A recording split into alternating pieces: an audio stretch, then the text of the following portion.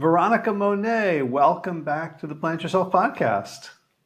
Howie, I'm really glad to be here, and I'm still a little bit mind blown that you're talking to us from Spain. Sí, claro. That's all I got. Okay, fine. I'm sorry, I only do the So, Spanish version here in America. Muy poquito español. uh-huh. Yeah, I think Yeah. the tricky thing is, when I did learn Spanish, it was like Latin American Spanish, but here Yeah. they do the lisp for like the C before an I or an E. So I live in Barcelona. Whoa. Yeah. Okay. Well, you're going to be stimulating that brain of yours, and that will be good for you. We're always supposed to be learning new things. So good luck. Yep. And I'm finding myself like becoming very dramatic in my like facial expressions and sign language, almost like I have to be a mime or a clown because I don't have words. As long as you're not shouting. No, I know that shouting doesn't help. They shout at me Oh, okay. because I don't understand. Right. Yeah.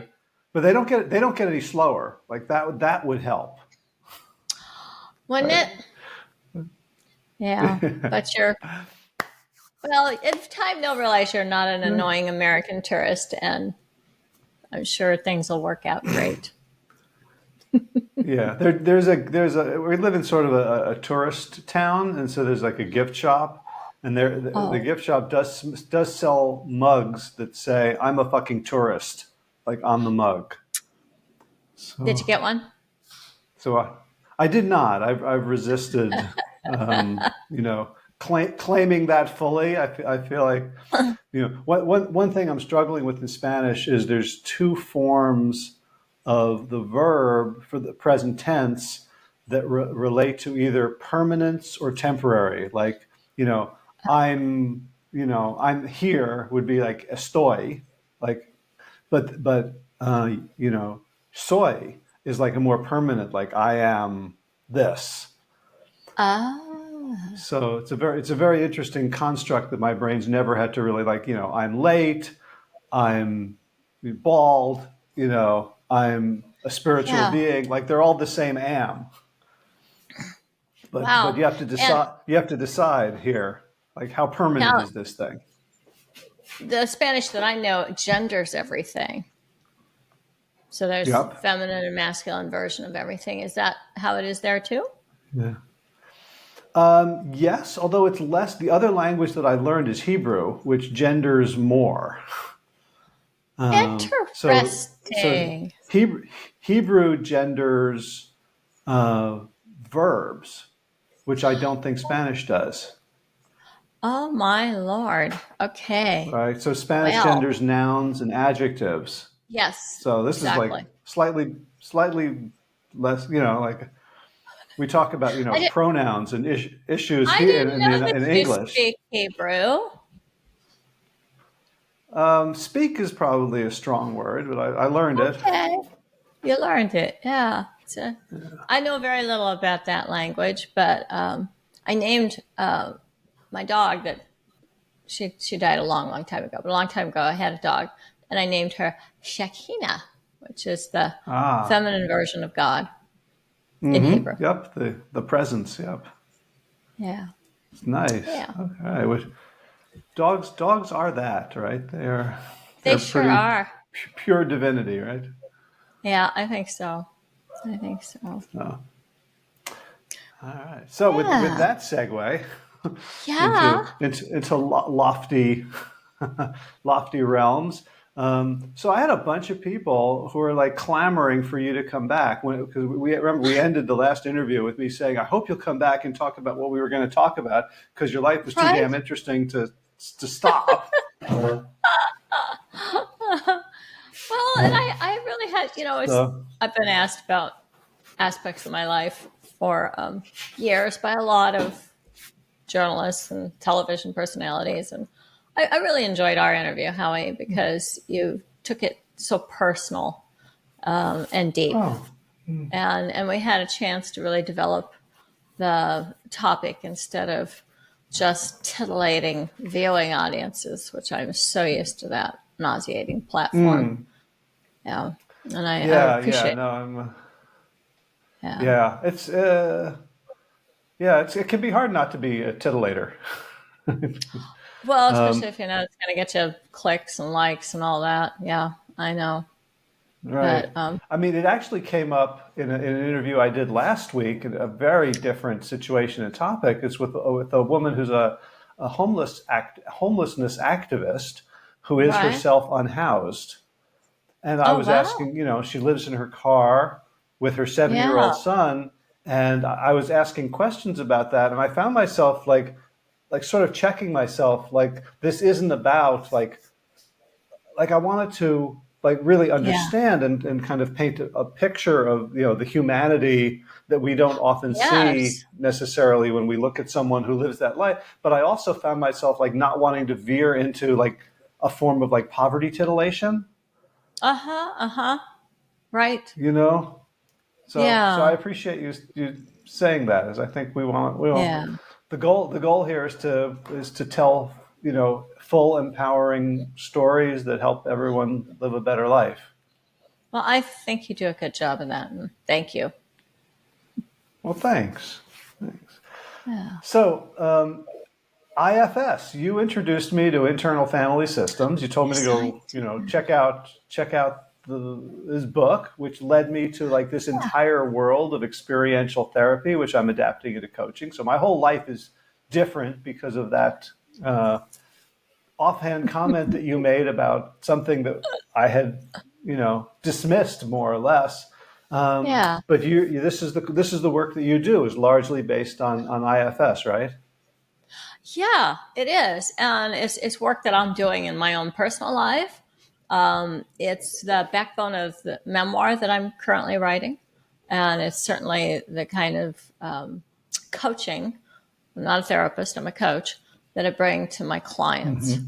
So, I work with a lot of, I guess you'd call them sensitive issues. So I have clients who are still perpetrating some domestic violence, not real serious. If it's real serious, that really needs to go to law enforcement, and I can't be of assistance there. But people do things that they don't Mm. consider domestic violence. The culture at large doesn't consider it domestic violence, but I know it is because I'm well versed on the topic. So things like verbal abuse, blocking your partner when they want to leave the room, chasing them throughout the house to tell, you're going to listen to me, you're going to listen to me, slamming doors, breaking things. Those are all ways of creating emotional terror. And a lot of people do stuff like that, push, threaten. I'm taking the kids. Mm. So I work with that kind of domestic violence, the stuff most people are into denial about, and it gets unfortunately normalized in a lot of film and television.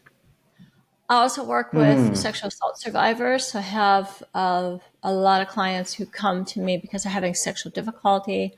I give them exercises to really connect energetically with their sexual selves. And oftentimes, what'll surface is an awareness that they have been assaulted or molested as a child. So, yeah, IFS is just really a powerful tool for healing trauma. And I first read about it in Bessel van der Kolk's book, The Body Keeps the Score. Fabulous book. It's dense, and maybe it's a little more geared towards those of us who consider ourselves clinicians. But I have to say, it was a New York Times best-selling book for about 5 years. So obviously, Yeah, yeah, I think, the public really liked it too. yeah. Yeah. It's got that And pretty cover. the CBT, cognitive behavioral therapy, pretty common. Dialectical therapy, pretty common. None of those actually have a proven track record with trauma like EMDR and IFS do. And, Mm.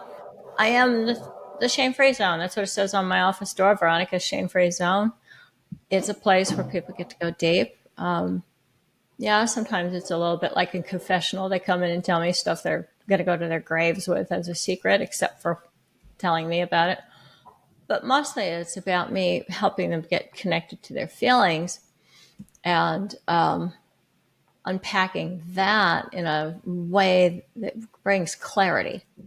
So the interesting thing about IFS for me is it's a tool that helps me amplify a gift that I was born with. And the gift that I have is that when I'm speaking to another person, I can feel all those different parts. And oftentimes it would be confusing because people say, they tell me one thing speaking from one part, then they tell me another thing speaking from yet another part. Then a manager part would come in and tell me what they think and want. And I go, well, that's just part of you that feels that way. I've heard you say this. I've heard you say that. All of that stuff's true too. And I don't want to lose those parts of you. And at that point, I was basically operating off of a pretty standard script of parenting your inner child, which has been around for decades. But when I discovered IFS, it was like, this helps me understand why these parts sometimes polarize and what their different roles are. So you got the firefighters and the managers and protectors of various different types. And then behind those are the exiles. And we'll get into the weeds there and explain what all that is in a minute. But I just kind of wanted to give you an overview. I was so excited when I found IFS because then it gave me a language for what I had been experiencing all along, which was that people are kind of like a collection of parts and they don't agree with each other all the time. In fact, rarely. So it's also an obstacle to people meeting their goals because a part of them will set a goal and another part will say, I don't think so. So then they wind up kind of stymied. And when you get clear just, on all those, just to yeah, go ahead, Howie. I know I I go was on going to say, and on and on. Yeah, so there's a lot to unpack, but I just want to kind of bring it back to what you were first saying about what the forms of domestic violence that we don't think of as domestic violence. Yeah, I've got to say that I've done some of those things, me too. right? I've done And worse, but I've done, I would never have considered it violence. I was, the way I was when I was doing any of those things, like following someone around the house and like, I need to be heard, was doing it because I was trying to protect something or like I was desperate. Like I wasn't doing it out of, any sort of conscious plan to like intimidate or like I was terrified. Right. And trying to do those things to get something. And so like one of the things that before we even get into like the IFS like system and the lingo, but there's this basic core idea that everything we do makes sense. And I think that must be a very healing message when people come to you and they're like, I'm a mess, I'm fucking crazy. And you can say, oh, well, in my world, this makes sense and it's going to make sense to you too. It's true. And, one of the things I was thinking is that before we get too far down this road, for those people who are clamoring for part 2 of this interview, it might be helpful. We never really quite got to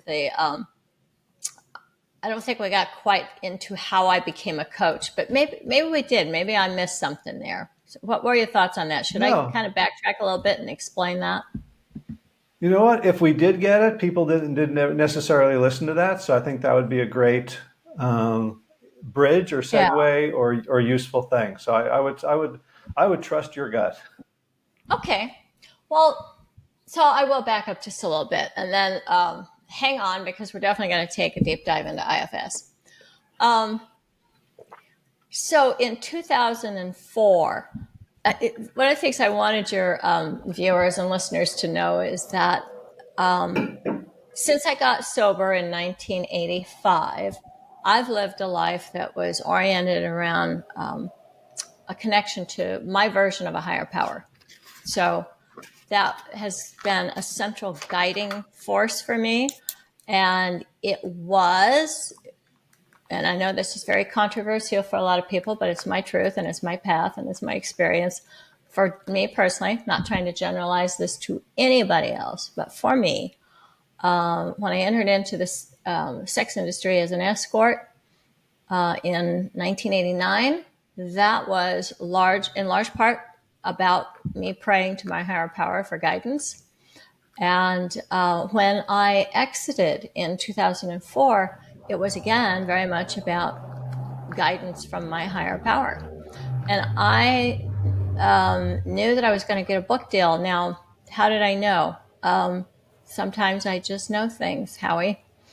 And I told my husband I'm going to get a book deal and I'm going to quit escorting and sell the house and go write a book. And he's like, that's ridiculous. You don't know that you're going to get a book deal. And I go, actually, I do. It's going to be published before I turn 45. Well, all that did happen.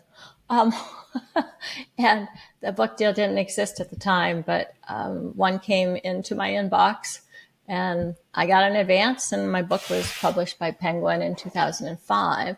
And I transitioned into being a coach at that particular time because that was just the next thing that was supposed to happen.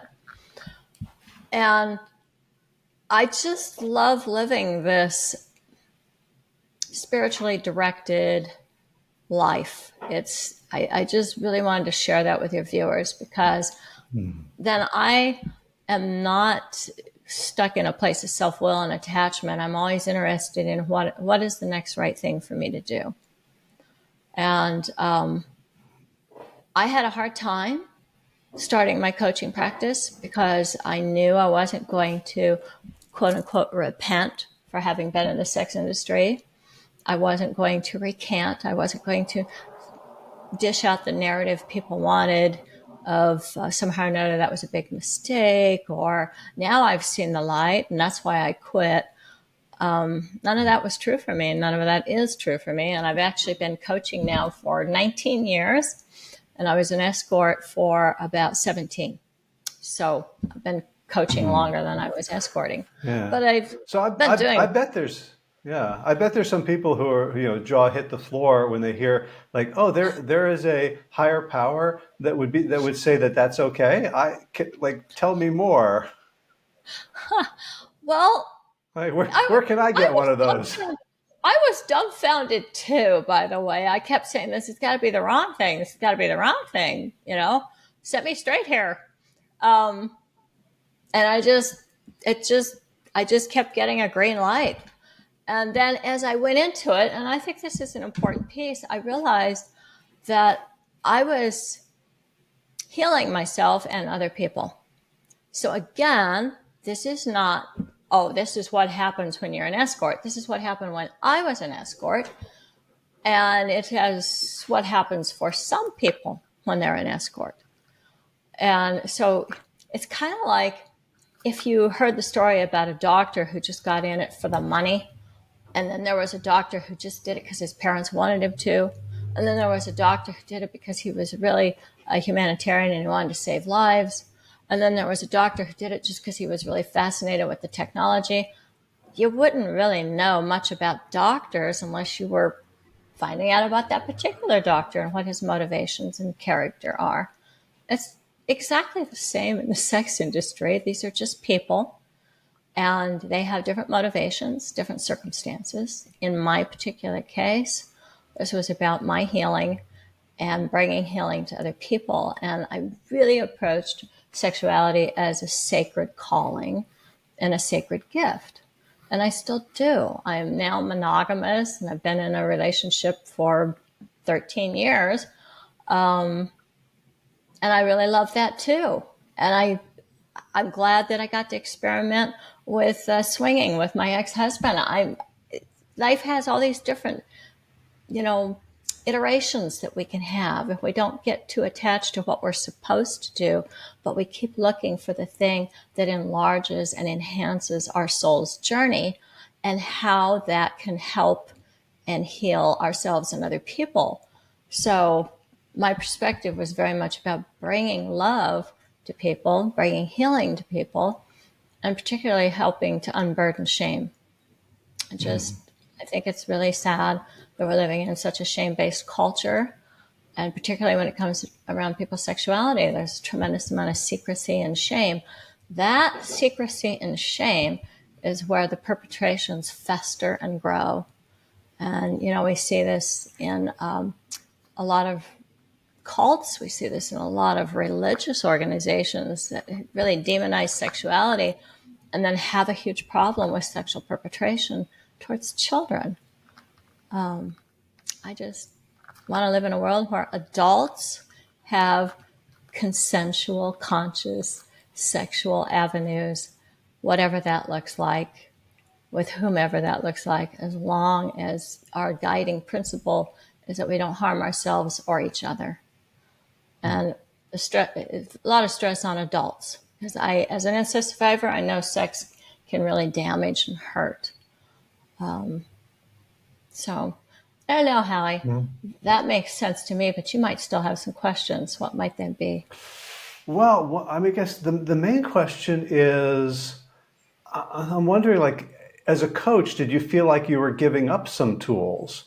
Because I know, like, there's a lot of like somatic therapists who then want to like work like on a psychological level, and they can't touch anymore. And like, how do I access their vagus nerve? How do I calm the Yeah. sympathetic nervous system? How do I give them an experience of shame-free touch? And now you're a Yeah. coach, and I assume you're doing a lot of it, I don't know, online, or but like it's like at first I'm thinking about, oh, sex worker, like that's like a blah, blah, blah, and coaching is like ooh, but the way you're describing, there Yes. seem to be, if they're both healing modalities, and I'm wondering, did it feel like you'd lost some tools from your tool belt? Yes, which is why I'm really glad that I refer out to sexological body workers. Uh-huh.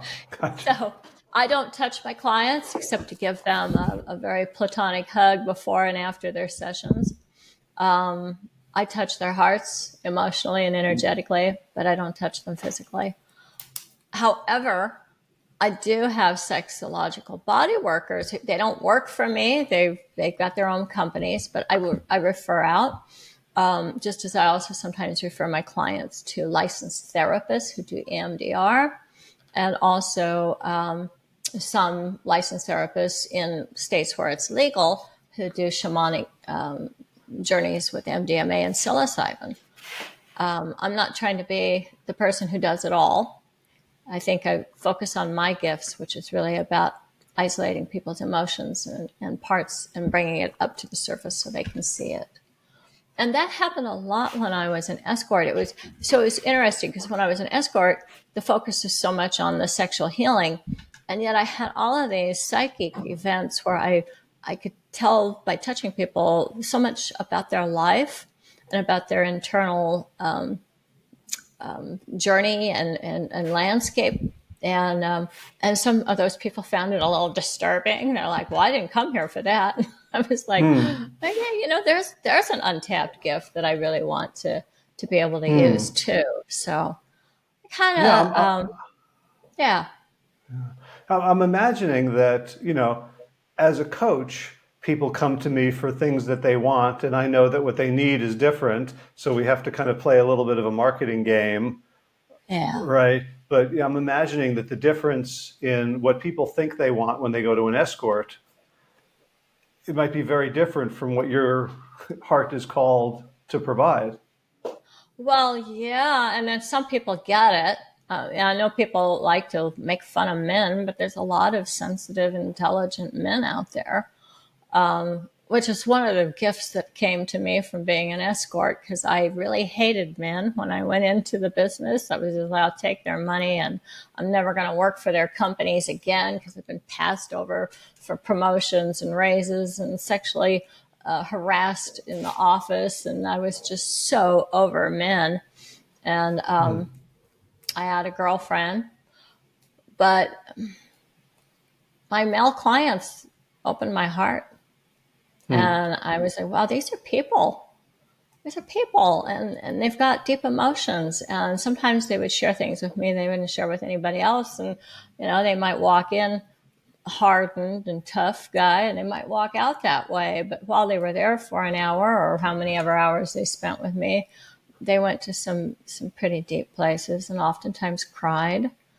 I felt very privileged to help some men in kind of a muse mentor capacity where they got new jobs or promotions or raises, and it was really about helping them build their self-esteem. But that was not the stated goal that these people had. It's just what I brought as somebody who approached this from a sacred healing art. Yeah. Is there a gap now between what people think they want from you as a shame-free coach and healing and what you provide? Great question, Howie. Absolutely. Because some people think that I'm just a sexologist and I'm going to give them all these tips on various different sexual positions and,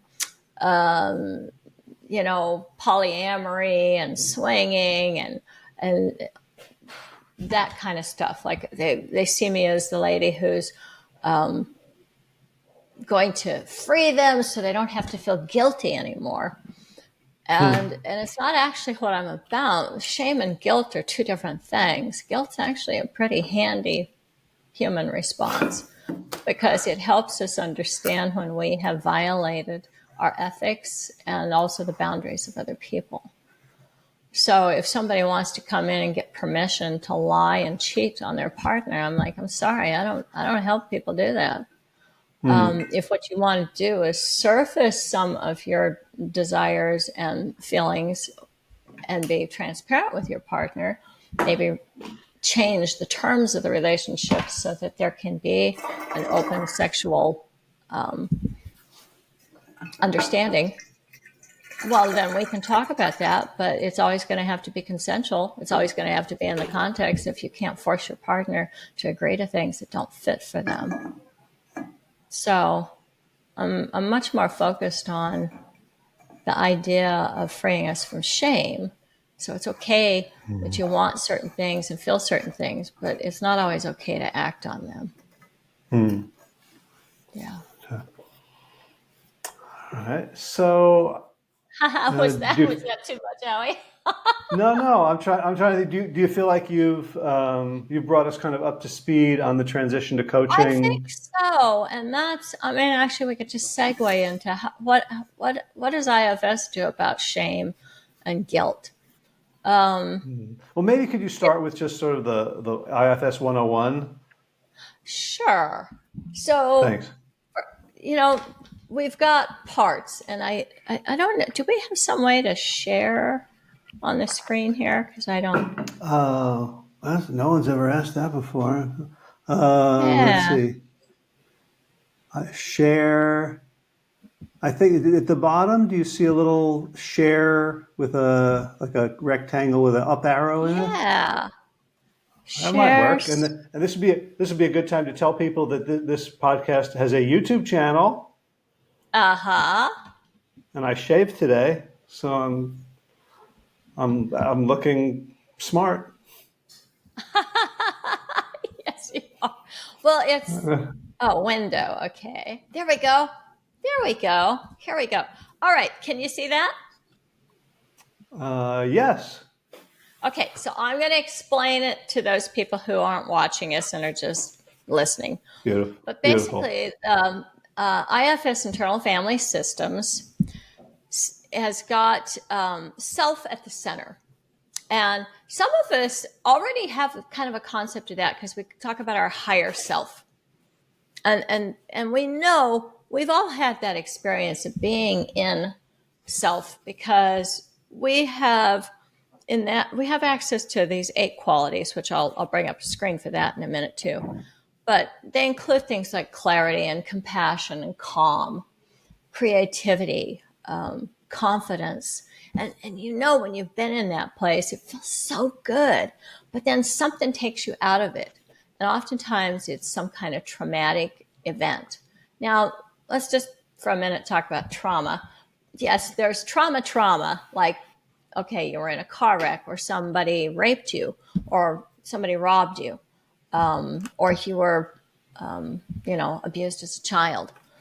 And yet there's also traumatic events. So you can think about this like you startle a deer. On some level, you've totally engaged that deer's amygdala. It's going into fight, flight, or freeze. So maybe you startled it and it just stops dead in its tracks, or maybe you startled it and it took off running. You have that same brain. You've got that same amygdala that's going to do fight, flight, or freeze. And it could be something like a sonic boom, or a weather event. So it may not in your mind qualify as, oh, that was trauma or I've been traumatized. But on some level, yeah, you have. And what it does is it'll push into previous events that maybe were more bigger traumas. So car backfires and you have served time in the military, and then you go into PTSD just because of car backfiring. Those sort of things happen to all of us on some level, where we smell something or hear something or feel something or see something that triggers something that happened in our childhood that was in fact traumatic.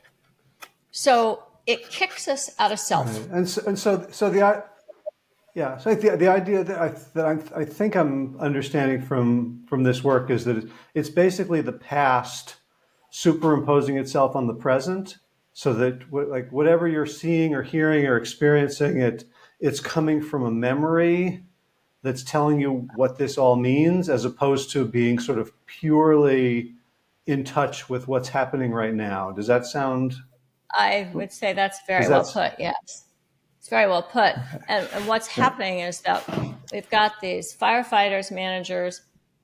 For just a minute, let's ignore the exiles because they're kind of behind the managers and the firefighters. The thing to know about managers and firefighters is they're both protectors. So Okay. protectors have your best interest at heart. They want to protect you. That's what they do. And a manager oftentimes is doing that from the perspective of kind of, let's be logical about this and find a solution. Let's just handle this. And the firefighter is kind of like, this is not happening, and I'm going to do anything I can to interrupt it. So if you think about if your house was on fire, the firefighters would break your windows, knock your door down, and spray water all over the place and destroy your furniture. But at least they'd save the house. So your internal firefighters do something similar. They may create a lot of havoc. They might actually be incredibly destructive, but their attempt is to save you. Do you have any And examples? sure, let's just pull some from my own life. In the past, my firefighters would sometimes perpetrate violence because the last thing they wanted to do was for me to be in a situation where I was being violated violently.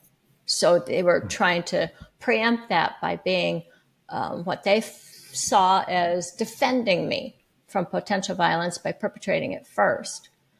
And so, one of the reasons I work with people who have domestic violence is I am in recovery as both a survivor and a perpetrator. And I make no secret about that. I think it's really important for us, if we're going to be coaches, coach what you have lived.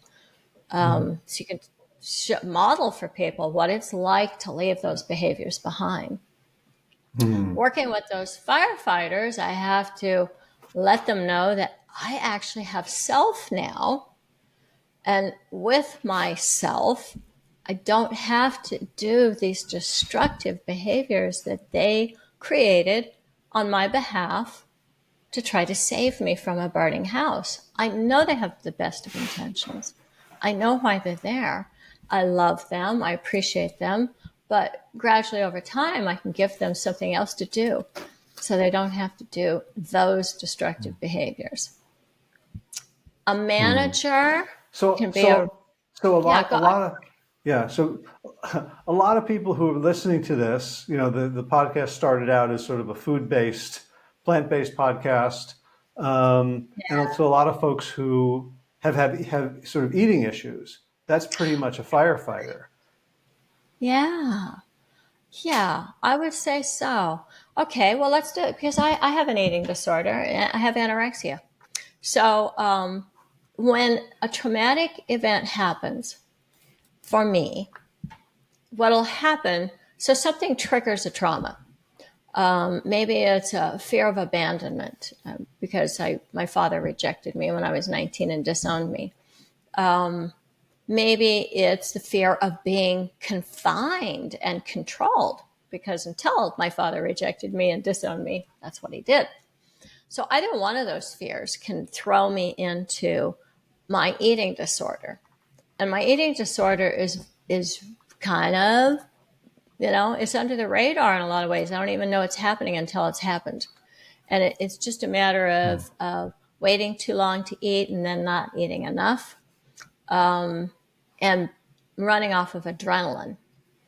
And the adrenaline is basically keeping me on high alert, and it also makes me happy.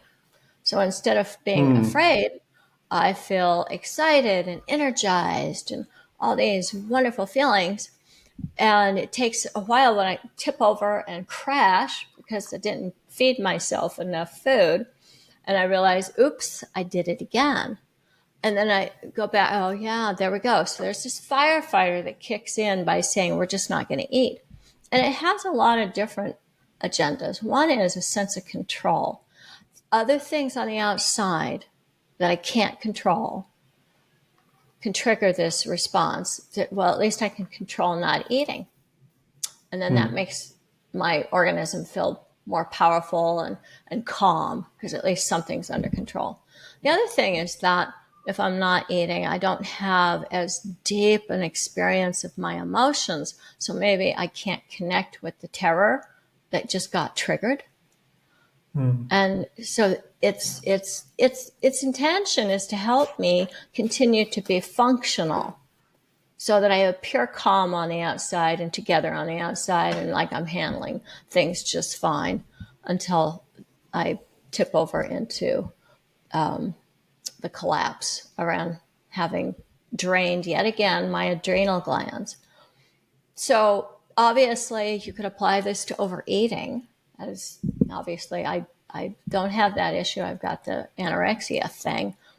But for somebody who's overeating, if they could stuff the feelings, stuff the food, it's a way of feeling comforted and soothed so that you don't have to experience these really horrible sensations, these emotions that are really painful. And that's oftentimes we are trying to avoid the painful feelings. And when we're children, these painful feelings can feel like they're going to kill us. And we don't have a lot of recourse as children. We don't have much control as children. So then our bodies become this locus of control. And finding those firefighters, so like in my case, talking with a firefighter that doesn't want to eat, that thinks that that's in our best interest, and updating its files is a really important IFS principle. How do we get to know this firefighter, its agenda, what it's doing, why it's doing it, appreciate it, love it, accept it, welcome it. Every time you find a firefighter that you hate, that's a part of you that hates it, because self would only have compassion for this part. And this is a hard thing to learn, because we've got some very powerful managers that want to get in and then control the firefighters. So let's talk about them. Well, Yeah. So when you find a firefighter and you're like, ugh, you've actually found a manager as well. yeah. So what are managers? The manager is trying to keep the whole system in check and functioning well. I experience my managers as being very logical and kind of detached from the emotions and just charting out a course, like I actually was a manager in a former life. When I was 7 years in corporate America, I was an office manager, department manager. So you're always trying to institute strategies for the better, for the whole organism kind of thing. You've got the big picture. You're looking at the big picture. and you're charting a path. Maybe you have a goal and the managers help you figure out how you're going to reach those goals. One of the things that's really important to keep in mind about all these parts, Howie, is they want what's best for us. So it's not like we're going to banish them or destroy them or get rid of them. We are going to ask them to let us drive the bus. This is another IFS saying. Basically, just kind of imagine a school bus full of unruly kids. Those are your parts. And then you're driving the bus. But when a firefighter or a manager steps in and starts driving the bus, you're no longer driving it. So all we want to do is we want to get to know these parts and then ask them if they would allow us to drive the bus and, keep advising us, bring us the information that they have that they want us to be looking at. It's really like having a conversation with other people that just happen to be inside of you. Mm-hmm. So I was doing some coaching with someone and using the coherence framework that I'm learning, and sort of together we stumbled upon parts. So I then brought in what I understood of IFS and invited some conversations, and they went nowhere for a long time because the person's parts didn't want to play. They didn't want to talk. And as a coach, I've been trained to be very progress oriented. And so this was a different thing that needed to happen. And it took us both a while to figure out, how to slow down to speed up. Can you? Howie, I have very powerful managers. And there is a place for them in my coaching practice. Absolutely. But when I start to do a IFS exercise with my clients, I've got to ask those managers to step back, because the IFS process only works if you bring self to it, which means that I've got to be curious and compassionate with their parts. If I'm not, the parts can feel that. So the basic premise is that if I have an agenda, I am not in self. Now, that's a pretty tall request. If you're a coach, of course you have agendas. You're trying to get the client to the place they asked to get to. You're trying to help them meet their goals. So I think in some ways, when you are actually doing the IFS exercises, because, I'm not like just an IFS coach. I do a lot of other things, a lot of different modalities. I need to know when I'm stepping into IFS as a coach.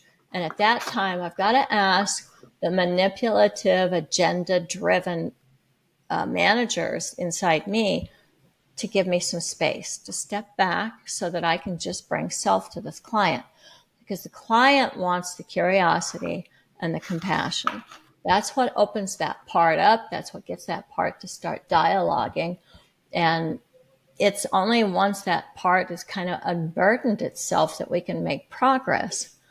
But if it knows that you're bringing it, one of your own managers, it's like, hey, and I've done this too many times, Howie, manipulated somebody else's part. I think you'd be better off if you this. It's like, and sometimes it has unfortunately worked, which is then positive reinforcement for this pattern in me. But I am really working on befriending those managers and asking them to give me a little bit of space so that we can actually bring the lack of shame. When we've got this agenda, there's a way in which we are shaming people. We're kind of saying, okay, well, I like you, but I won't really like you until you change this thing. Yeah. I had another conversation earlier today that I recorded with Philip Shepard, who's an embodiment teacher. And first thing I asked him was like, what's your definition of embodiment? And it's sort of, being in direct contact with the present while being indifferent to outcome. Yeah. Thank you for saying that because I was going to say in some ways IFS is asking us to go into a meditative space, one that is about non-attachment. Well Right. said. Yeah, and it sounds like just learning, going to workshops and learning how to do the work is not going to work unless you have done the work on yourself so that you can bring self and recognize when you're out of self and model getting back into self in front of clients. This is, I think, one of the most sacred aspects of IFS to me is that it's a pride leveling practice. So I have a degree in psychology, and almost all of the branches of psychology have kind of a hierarchical, ego driven structure. And psychology was so desperate to prove itself as a quote unquote legitimate science way back in the day Mm. that they went to great lengths to try to set up those hierarchies between the doctor and the patient. So it's very hierarchical.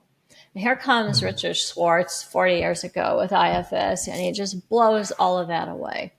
And he's like saying, I have sometimes I overeat, and I was bullied as a kid, and I, suffer from insecurities. And he's like putting his stuff out there and really working with those parts of himself. And it's very humble, really humble. And I've got the background in 12-step recovery. I guess I love the idea that we're all in this together, that we're all trying Mm. to heal together. And when I'm working Yeah. with clients, there's ways in which I'm healing myself through the process too. When I am working with IFS with my therapist, and I have two, one that I do with my partner and one I do solo, I am becoming a better coach with IFS principles because I'm learning. And, I can see when my own therapist drops the ball and it doesn't show up for me. And I learn from that and go, yeah, I do that too. I want to make sure I learn how to do that differently. Mm. But IFS actually invites IFS therapists to be more self-revealing, to share more things about themselves. That's absolutely unheard of in the field of psychology.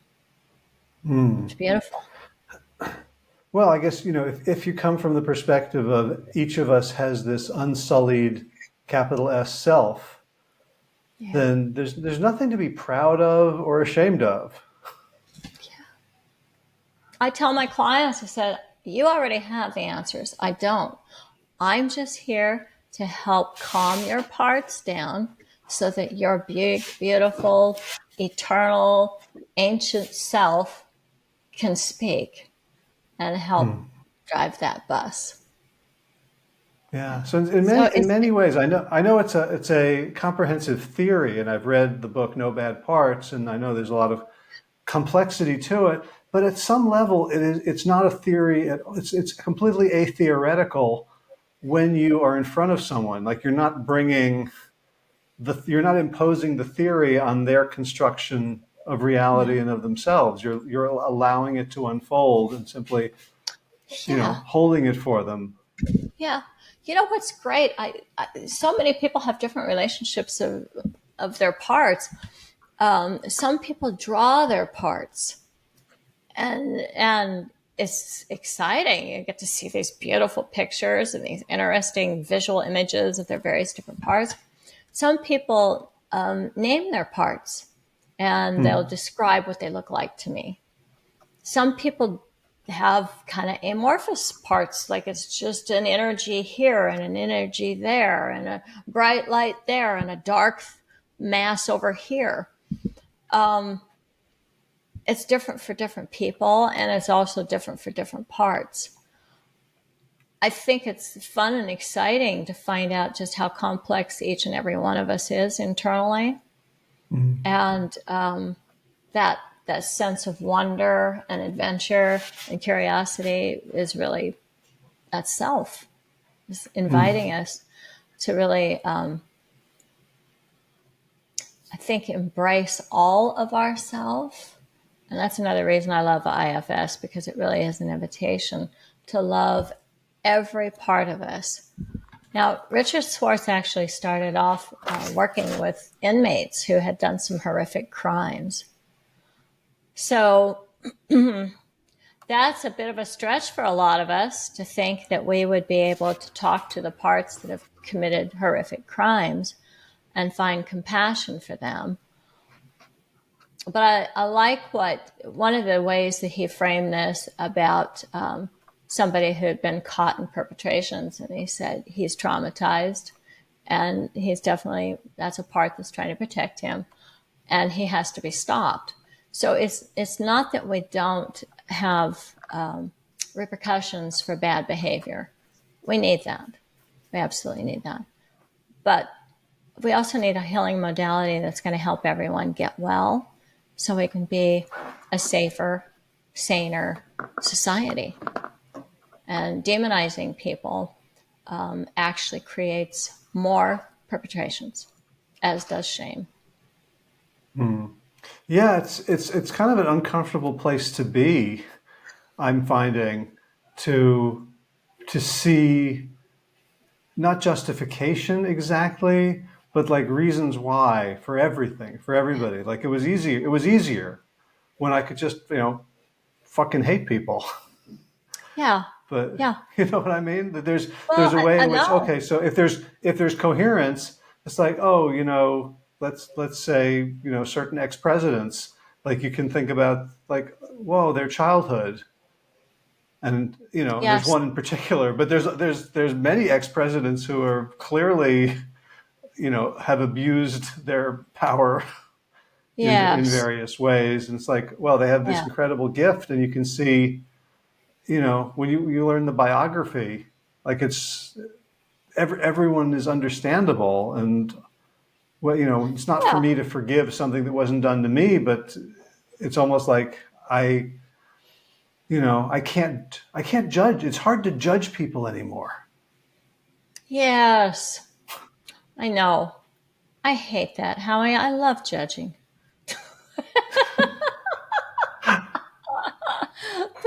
But I'll tell you, as long as I am capable and give myself permission of judging other people, it unfortunately pushes back on me too.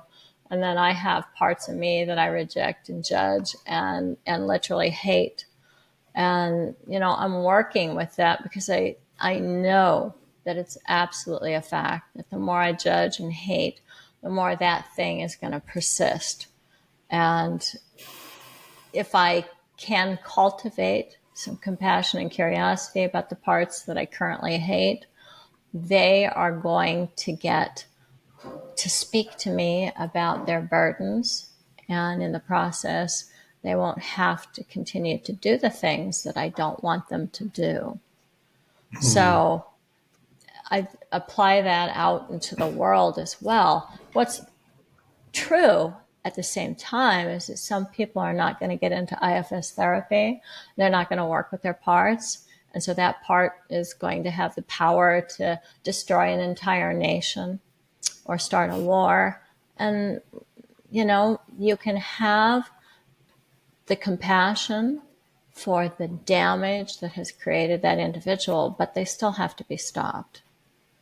Yeah. Right, but it's a different energy, right? If people are going to Yeah. be stopped because I'm doing my job, like I'm, Yeah. basically like a traffic cop, like no, you Yeah. don't go, right? Right. As opposed to the kind of, the bloodlust, Yes. right? Like, Oh, yeah. Yeah. Just the hate on my Twitter feed, which I have too many times hit the old heart on. Oh, I like that. That was really a good burn. Um, and what I see in that when I look at myself, the part of me that loves hateful messages and memes, is that I feel powerless. And that powerlessness goes back to maybe somebody in the public eye is perpetrating in a way that is reminiscent of how I was perpetrated against as a child. And so this desire for revenge and retribution and justice and judgment and all those things come into play. And the next thing you know, you got a social media feed, don't you? Right, and which appears to be, an AI algorithm designed to amplify and provide, compound feedback for the Yeah. worst of us. Yeah. But I want to reframe that is the hurting part of us. The hurting part of us. So even in that, I don't want to judge the part of me that likes those hateful memes. I want to get to know it and see if there's some way that I can calm it down so that I can start doing other things that might be contributing to a more just world in a different way than making fun of somebody. Right. Although, I Yeah. mean, I also see and feel the urge to, like, slap a rainbow on and just be, like, I think they call, spiritual bypassing, where I don't want to get in touch with the part that loves to hit like and share nasty stuff. Right? Like Okay, so I would rather just, slap on a smiley face and pretend to be enlightened. that's a polarized part. Let's talk about polarized parts for a minute. Most of us have some polarized parts, and you can think of it like this. Let's go back to food, okay? So I'm going to stop eating animal products. And then there's another part that's like, well, but what will grandma think when I go to her house for Thanksgiving? And what about that favorite hamburger joint that I go to? Or, that part's kind of running interference, thinking about all these other things. And that part has a really good point, because what it's trying to do is remind you of the social connections that you have and how important those are to you.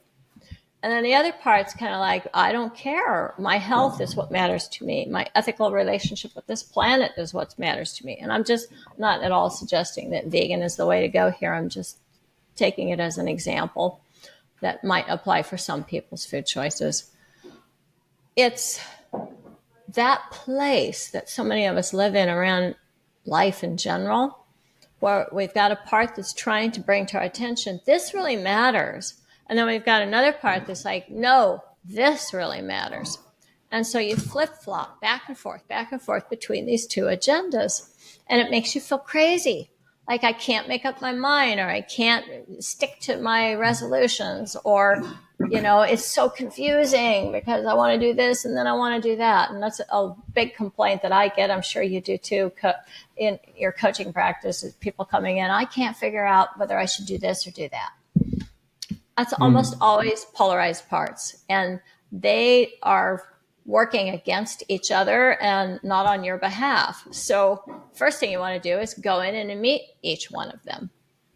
So the part that you were talking about there, that's spiritual bypassing, to me, is I have that part too. And she wants very much for me not to be a bitter person. She wants me to be kind. She wants me to be loving. She wants me to be cheerful. She wants me to look on the positive side. I think those are all really great agendas. The problem is when she's driving the bus, when she's in charge, then the other voice in me that also has great advice doesn't get to talk. And it gets frustrated, and pretty soon it yanks the steering wheel away from her and it starts driving the bus. And now I'm flip-flopping back and forth. The other side of me would say, you're an activist. You have to stop these things. You can't stand by idly and just let this stuff happen. It's not okay. Oming your way through this is not going to change the world for better. Okay. I also think that part has a great point. So now what can I do? How can I resource myself so that both parts get to advise myself? And I just have to be able to talk to them. Sometimes what I'll say is, you have a great point. Thank you. Thank you for that reminder. And I am in self, and I think I'm not the little girl you think I am. How old do you think I am Mm. anyway? And sometimes that part will say, well, you're 15 and look what you did.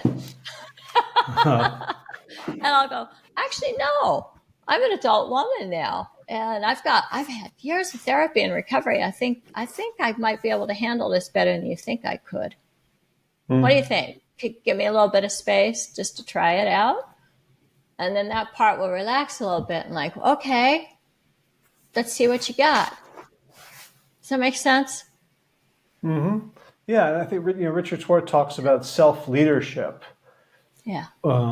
which it's a fun buzzword that you could throw around in corporate settings, but he reads something very specific about the self acting like a confident leader, like the alpha of a dog pack, where everybody else knows, okay, this is cool, right? Humans don't really. I remember, watching a lot of Cesar Millan a while back, and he's Oh, like, no, yeah. no, dogs would never follow an unstable leader. Humans do all the time, but like dogs only follow the calm, confident one. And so it's kind of asking you, like, you know, can you find the self, identify with it, and then start practicing leading the other parts so that they Yes. they say, okay, so I have a role here, but it's not to be in charge. That's not an appropriate role for me. Yes. And I think maybe this would be a good time for me to share the, I'm going to share this. Um, where the heck did it go? Okay, not the screen, a window. Here we go. I want to share those 8 C's of self leadership. Since you brought that up, I think it's just a really great time to talk about this. So the 8 C's of Okay. IFS. Self has these 8 characteristics. And if you are in that, if that's what you're feeling, then you know that's self. It actually took me a long time. I had to be in IFS therapy for about a year before I discovered myself. It was so buried under protectors and managers, firefighters, I couldn't get to it. And eventually I located it, and then I was like, oh, that's self. It feels really good to be in self. It's calm, and it has clarity, and it has curiosity and compassion. It has confidence. It has courage. It's creative, and it loves connection. So I kind of have to scroll through that, but let me know if you need me to scroll back up for it. I just want to make sure everybody gets to see those eight C's, because I just think they're so beautiful, and it's a beautiful place to inhabit. It is not a pious spiritual bypass place where everything's great. Having Mm-hmm. compassion does not mean that you co-sign bad behavior. And there's clarity is going to preclude you going into denial and pretending that something isn't happening. But being calm about whatever's happening is really key. This is a place then where our higher wisdom gets to kick in, and we got to have like these intuitive knowings about the next right action for us. Mm. Yeah. So I'm going to stop the Yeah. share here. I just wrote down those 3 words. And next right action. That's Yeah. kind of the secret of life, isn't it? Yeah, it is, because it's Like moment by moment. if you can just do that, then you've done everything.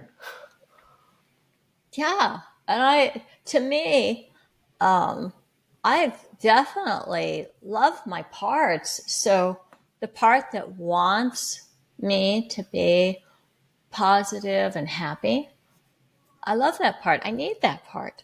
And the part that wants me to Mm. be an angry activist with righteous rage, I love that part too. Finding my Mm. balance with all the parts is really key. Now, Howie, one thing we haven't talked about is those exiles.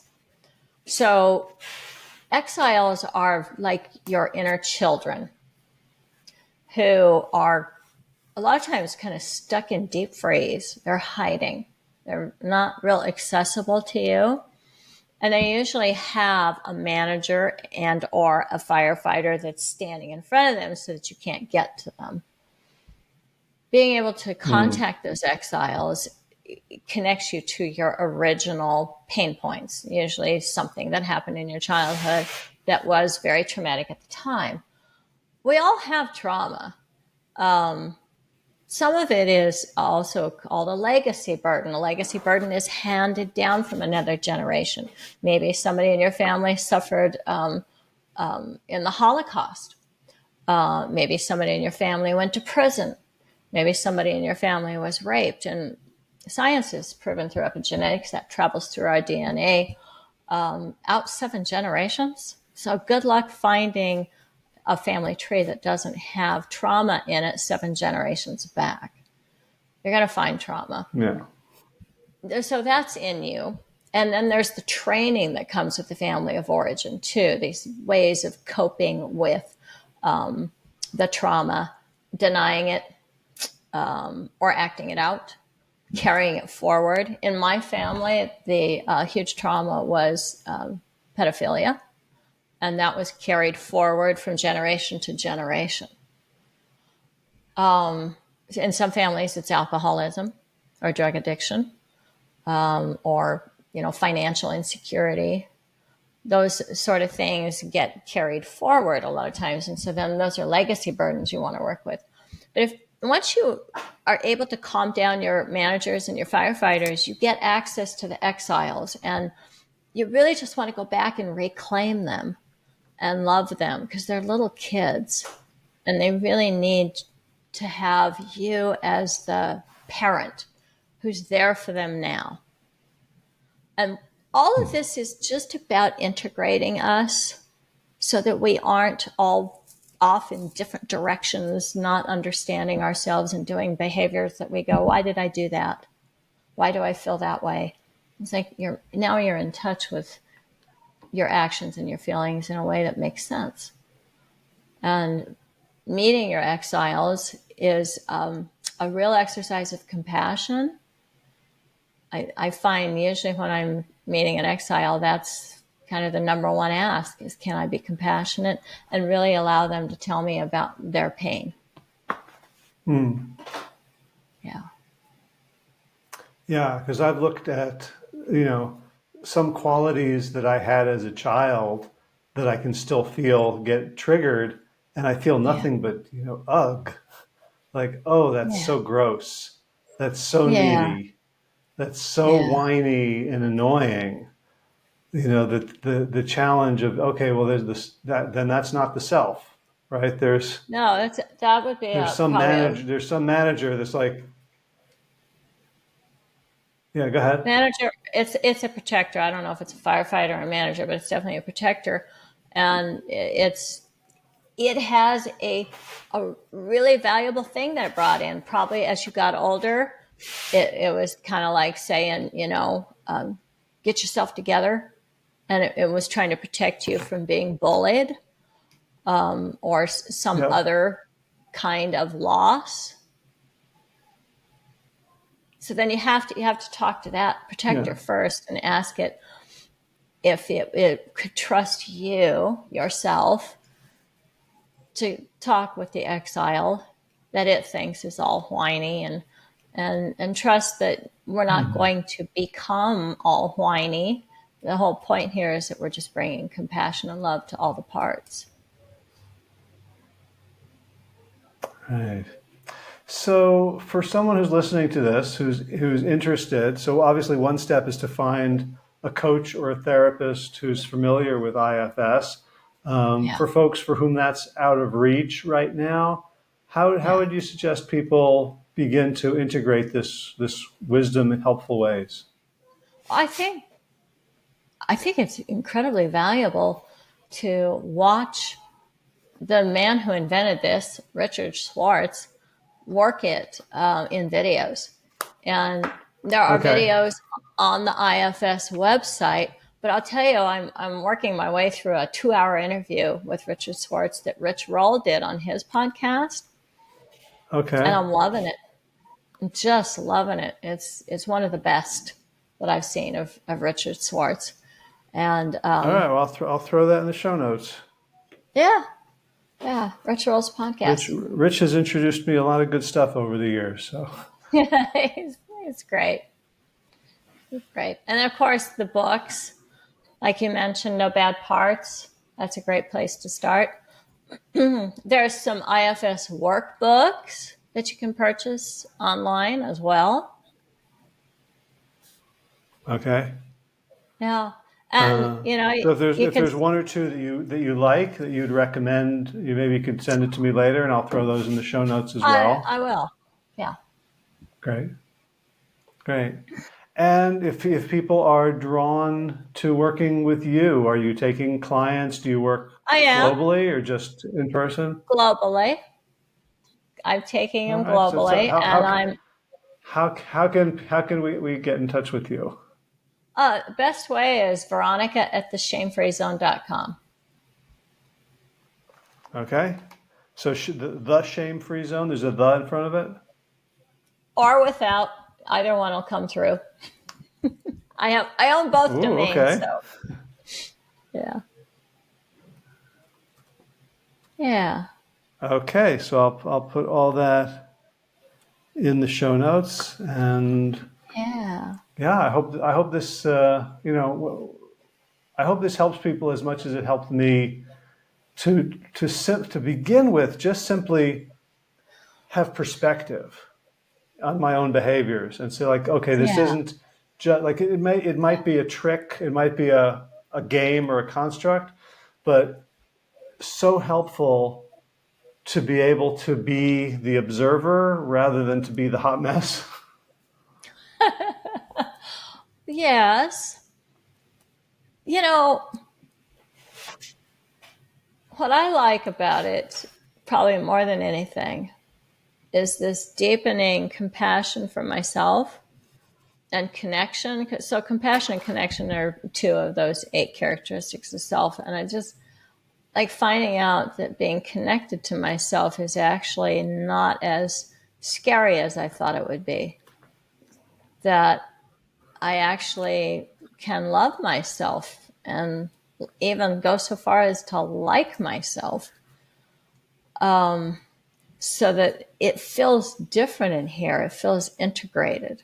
It feels whole. Hmm.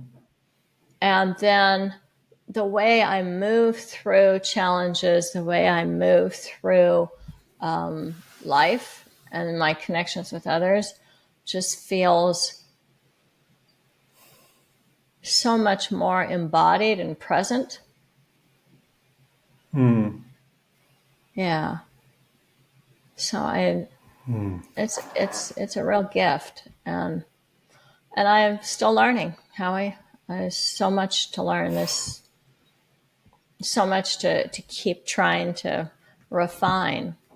So right now, the big assignment is I'm working with 2 polarized parts.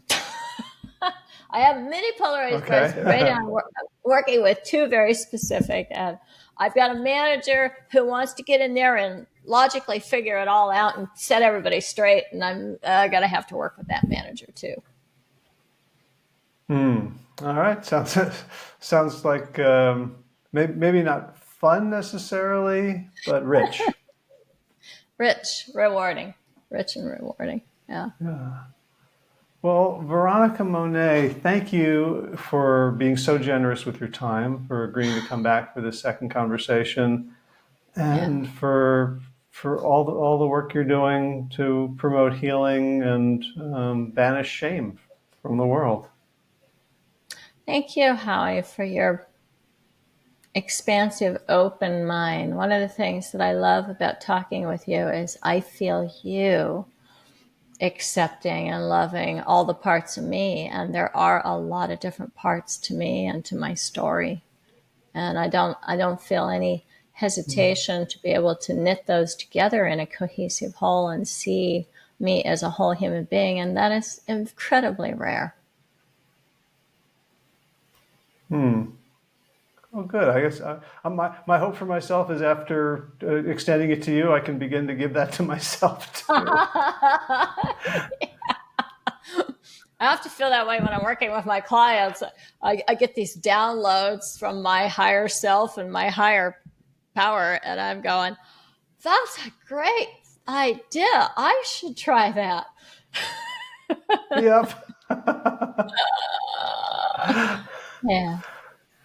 All right. Well, Okay. thank you again. I hope we will stay in touch and continue these conversations. Yeah. And I will look forward to that. I look forward to it too. Thank you, Howie. Appreciate you. All right. You Okay. too. Take care. Be well. You too. Bye for now.